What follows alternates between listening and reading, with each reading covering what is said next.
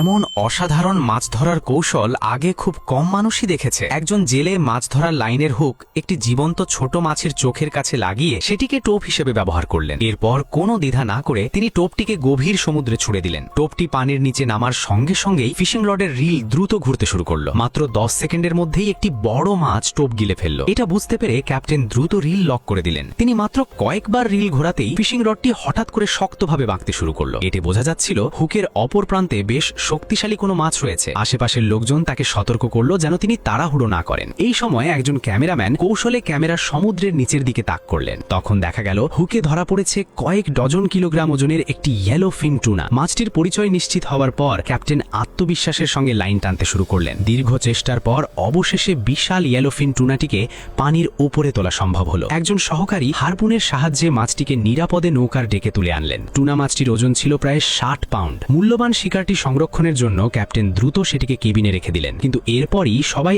আরও অবাক হয়ে গেল। দূরে পানির ওপর ভেসে উঠল ডলফিনের একটি বিশাল দল। একই সঙ্গে দেখা গেল অসংখ্য টুনা মাছ পানির ওপর লাফিয়ে উঠছে। সুযোগ হাতছাড়া না করে ক্যাপ্টেন দ্রুত নিজের রাবার রিগ ব্যবহার করে টুনার ঝাঁকের দিকে আবার লাইন ছড়ে দিলেন। কিছুক্ষণ পরেই আবারও একটি মাছ টোপ গিলে ফেলল। এবার হুকে ধরা পড়া মাছটি তুলনামূলক ছোট ছিল, তাই খুব দ্রুত সেটিকে নৌকায় তুলে আনা সম্ভব হলো। টুনার ঝাঁক চলে যাওয়ার আগে নৌকায় থাকা সবাই নিজেদের ফিশিং রড পানিতে ফেলে দিল। টোপ পানিতে পড়ার সঙ্গে সঙ্গেই আবার একটি মাছ সেটি গিলে ফেলল। ক্যাপ্টেন রড শক্ত করে ধরে দ্রুত রিল ঘোরাতে শুরু করলেন। কিন্তু এবার ধরা পড়া মাছটি টুনা ছিল না। দূরে একটি অদ্ভুত বড় মাছ বারবার পানির উপর লাফাচ্ছিল। যখন সেটিকে নৌকার পাশে আনা হলো তখন দেখা গেল এটি একটি বিশাল মাহি মাছ। মাছটির ওজন ছিল প্রায় 40 পাউন্ড। যদিও মাহি টুনার মতো দামি নয়, তবুও এত বড় একটি মাহি ধরা পড়া ছিল বড় অর্জন। কিন্তু রোমাঞ্চ এখানেই শেষ হয়নি। মাছটিকে কেবিনে রাখার আগেই আরেকটি ফিশিং রড থেকে তীব্র শব্দ ভেসে এলো। স্পষ্ট বোঝা যাচ্ছিল আরো বড় কোনো মাছ টোপ গিলে ফেলেছে। উত্তেজিত ক্যাপ্টেন দ্রুত রডটি হাতে তুলে নিলেন।